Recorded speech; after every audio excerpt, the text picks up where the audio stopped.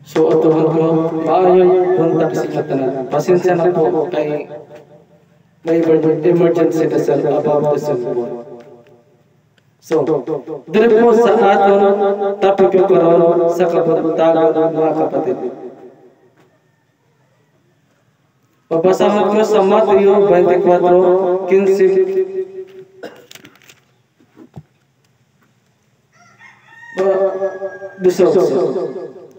Kaya kapag nakita ninyo ang kamaldaman ng paglastangan sa sinabi ni pamamagitan ng propeta Daniel na nakatayo sa dakong banal, unawain na bumabasa ang sa mga nasa hubig ay tumakas ay tutungo sa mga bundok. Ang nasa bubungan ay huwag mong bumaba upang kunin ang mga bagay sa loob na kanyang bahay.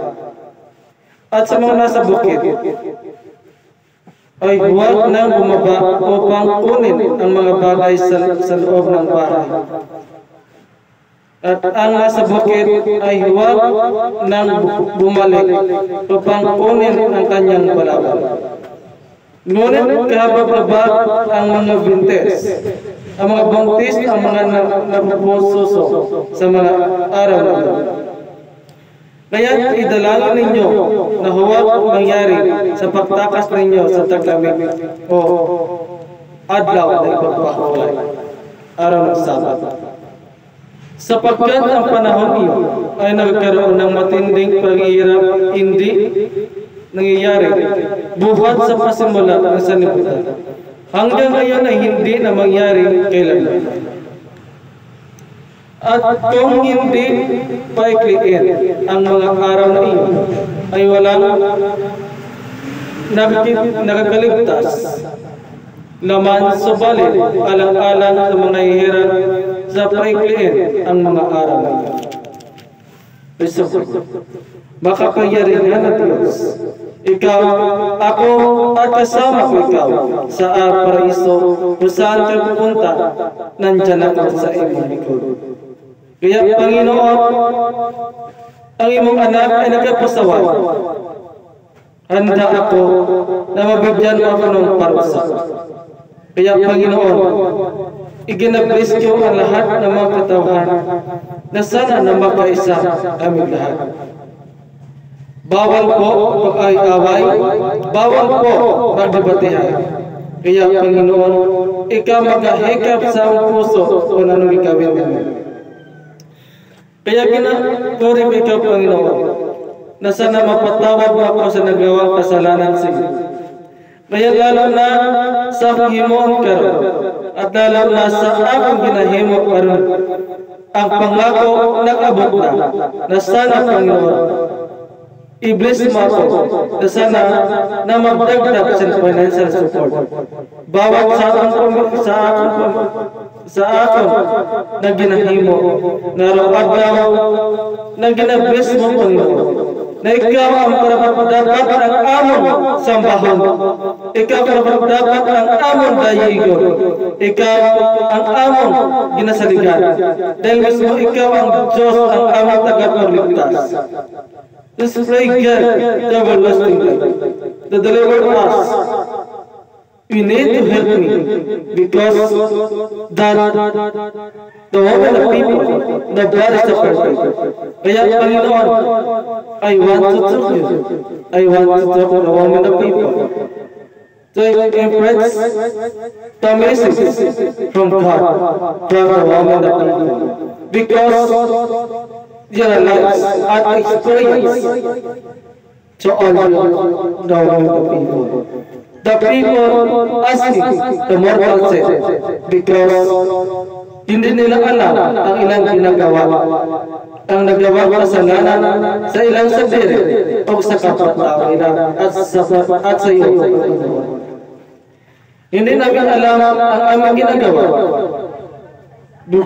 because the protection behind me to our God. You love everything. Araw-araw naman ang aming ginahimo. Araw-araw ang ginahimo, Panginoon. Araw na magkaon na kami sa araw-araw. Araw kami makatabang sa lahat na kinakailangan. Kaya Panginoon, i-bless mo kaming lahat dito sa kalibutan. Kaya Panginoon, na ikaw ang proteksyon sa aming kinabuhi. The name of Jesus, sa pangalan ng Ama, ng Anak, ng Espiritu Santo, dayigan ka, Panginoon, dayigan ka, Diyos, purihin ka, Hallelujah, Hallelujah, Kristo. So, ang topic na ko karon, ang karmal-dumal na paglastagan. Kung kita, nakagawa kita sa karmal-dumal na paglastagan, sa diri natin yan. Hindi lang natin ipagsisi sa iba. Kung kita madisiplina sa iba, kailangan disiplinahin ang ating kaugalian. Ano ang ibig sabihin sa karmal-dumal na paglastagan? Makikita natin sa 15 sa Mateo 24:15. Kapag nakita natin ang ginagawa nila sa karmal-dumal, kita mismo magawa tayo na karmal-dumal sa isang katao. Karmal-dumal nagaling sa kamay sa gahom ni Lucifer. Nagsubok ba ang Diyos na pumatay kayo? Nakutos ba ng Diyos na maghimo kamo sin kadautan dire sa mundo? Nakutos ba ang Diyos na mag-email kamo maski nasa eskwelahan? Pirmi ako nagamasay sa kabataan karon. Pirmi ginamang ito sinasa. Kaya itong nagnabalita na may paradakop, totoo yun. Kaya may gindakop na bata sa buyo, duha ka bilog.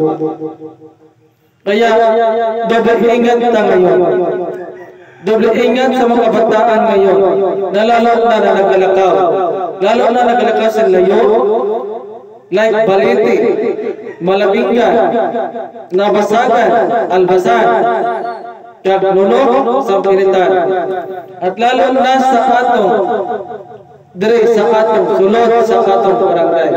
Kailangan mag-ingatan ang kabataan, higpitan, at bawalan sila magawas ng gabi. Ibang mga bata pati ina, wala pa silang alam sa mundo. Kaya advice ko sa inyo mga ginikanan, kailangan higpitan ang inyong mga anak kung lakaw o gabi. Kaya delikado, gabi man o adlaw. Kung adlaw, ubanan ninyo, ayaw ninyo pag-ibulag. Tapos maabot, kaya itim na ban. Tapos ang inyong mga anak. Goodbye, Philippines. Kaya gina-advise ko sa inyo ha, at lalo na sa atong komunidad ngayon sa panahon iba na. Kailangan higpitan ninyo mga anak kung maglakaw sila yun. Pangutan-on kung asa man mga ito. Para magsunod, para mag-monitor ang inyong mga anak. Kaya karamihan karon sa mga karmal-dumal na ginahimo karon sa panahon na dyan. Dahil mismo nakita lang ang nakahibalo sa ginahimo sa atong mga kabataan. Karmal-dumal na paglastanan at sinabi sa pamamagitan ng propeta nakatayo sa dagang banal unawain na bumabasa. Kung kita mismo na naghahimo sa karmal-dumal paglastanan. Halimbawa, nakarmal-dumal kita, halimbawa nakahimo kita, nakatuto kita sa isig ng tao. Halimbawa sa mga kababayan natin, kung nakahimo kita sa kabuangan, kasalanan kita sa Panginoon.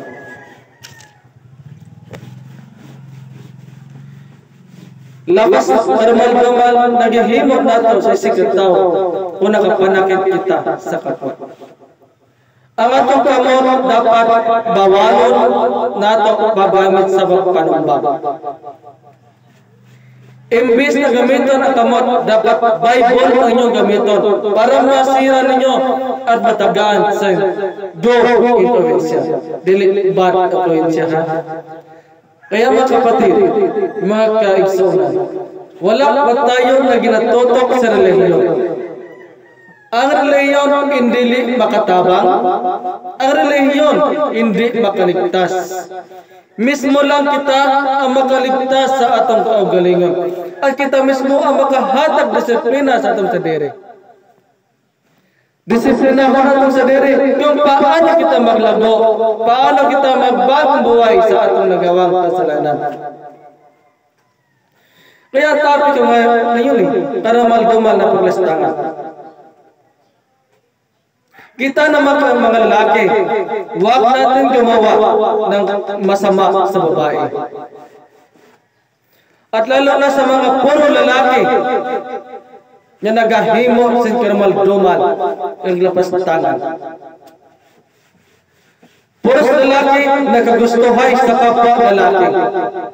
Ang mga tawa na gago, ulol at bugok, di kasabot. Dahil mismo kita dapat maturuanon kita na tao. Dili dapat kita magsinungaling sa atong pamilya. Kung ano nahimo sa kung kita magilakad kita sa layo, dapat magpaaram sa ginikanan. Halimbawa, mga to sa sayawan, dapat magpaaram din sa ginikanan. Para mo-monitor. Kaya karon may Facebook na ta. I-chat lang sa itong anak. I-chat sa ginikanan ng anak. Anak, hain ka man karon. Basta naghimo ka naman para malgauman sa layo, sa ibang barangay.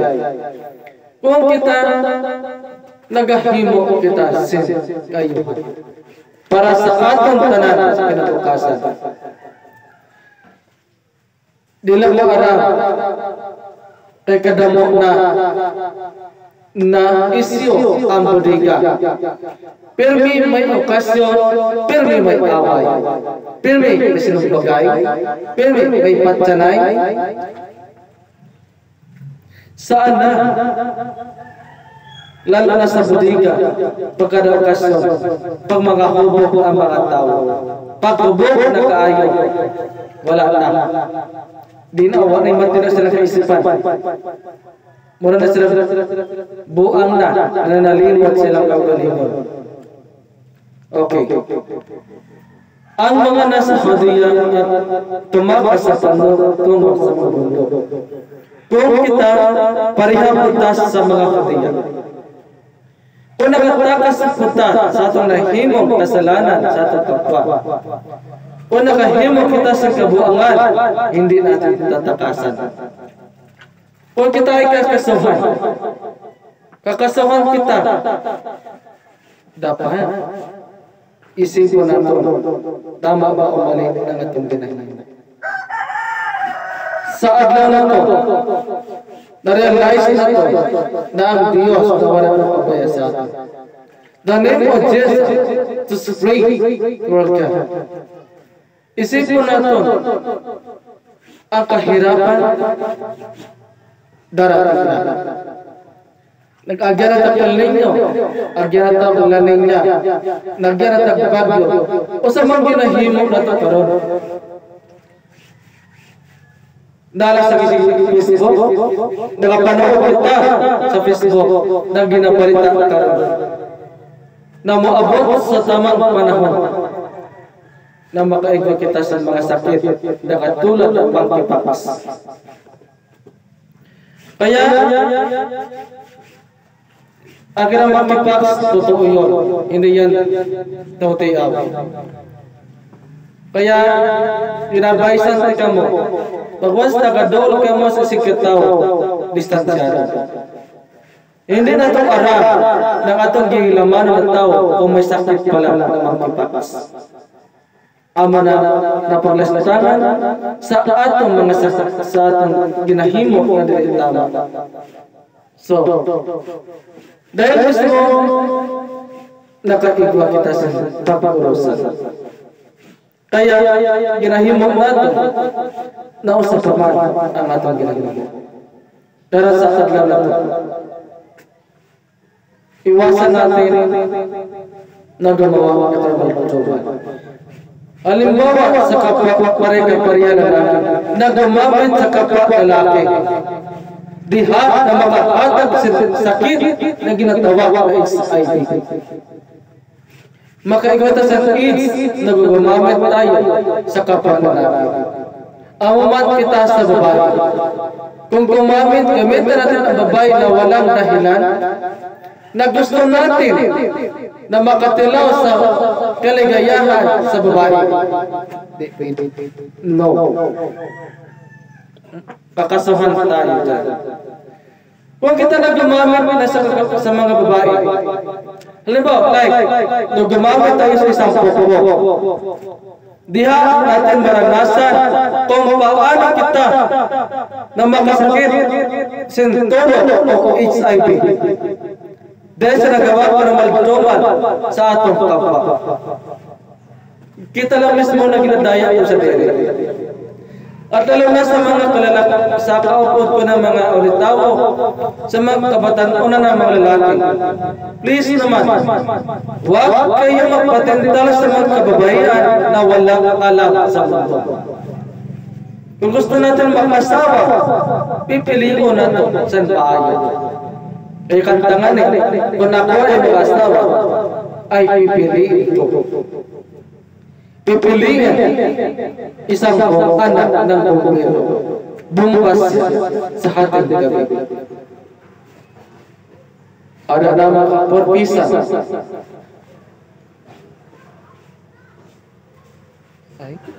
Yung pala, ikan pala sa lubong. Sorry. Dalawang na pala to.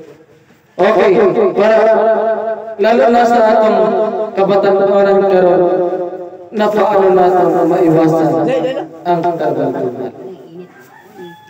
Okay, sa kabantagan na ito, nakapasalamat ako sa iyo. Okay, salamat po sa atong mahal na gobernador na nag-publish sa iyang mga story written about Francis sa Masbate. Maraming salamat po, Ikaw, Durias, Masbate, at lalo na sa daan po, Paranas, Masbate. Sa daan po, sa di Mazalang, Masbate.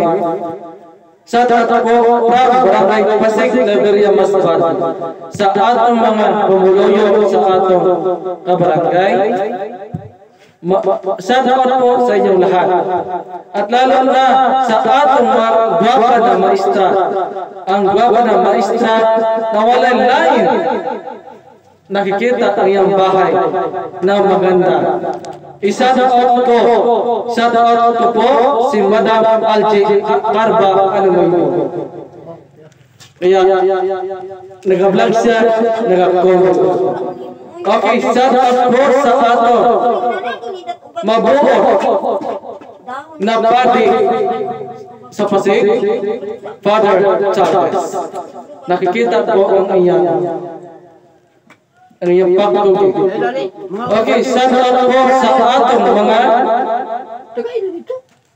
senior citizen na naghahangad sila, na kailan sila umiaw. Pero hahantay lang kayo dahil nakaalis pa si Manalo.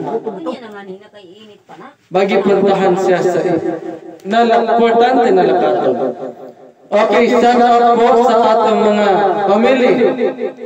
Shout out po sa Brown family Arisgado. Family, shout out po family Brown Carba. All Carba, shout out po sa inyong lahat. At magandang umaga po sa inyong lahat. Thank you very much. Okay, shout out po sa mga Cordelia, sa pamilya Cordelia. From Nono, Pasig, Budigan, at Placer, Kataynga, at iba pa na sa sulok ng mundo. Okay. Shout out po sa atong tagapagligtas. O sino ang nandyan sa taas? Shout out po pa kay Panginoon Jesucristo dahil siya ang ating tagapagtanggol. Salamat sa kabuntagon juga bidabo. O Diyos na labing yamhana sa tanan na ikaw ang protection sa mga kinabuhi. The name of Jesus to pray to God everlasting life. Amen. Happy birthday sa inyong lahat. At atin na ang Pasko. Kaya andam ang mga ninong-ninang sa mga ihada-ihada. Kaya panugton kamo sa inyong ihado. Huwag kayo magkubol. Bawal ang kubol karon. Ora na sa inyo sa puso, ibigay sa inyong ihada-ihada. Ihada. Sugar, bidabo. Amen.